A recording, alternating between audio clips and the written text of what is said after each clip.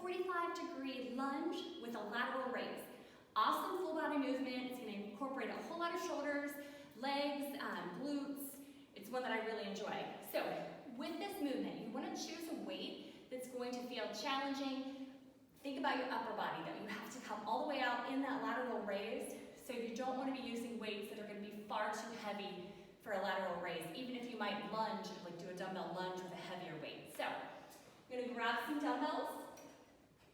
And as you begin this movement, feet are just about shoulder width apart, chest is lifted.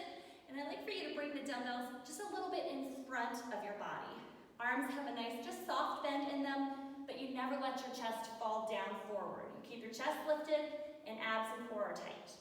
So start the movement by stepping out to the side at a 45-degree angle. That's why it's a 45-degree lunge out to the side. So as you go down, you're lifting your arms up. So step into that lunge, lift up into a lateral raise. And back up together, out to the side, back up. So with that lunging movement, make sure you step out far enough that your knee doesn't come over your toe when you're going down into that lunge. So chest is lifted, it's out to the side, and up, and down, up. Balance can become an issue on this part. It's really putting it all together can be a challenge.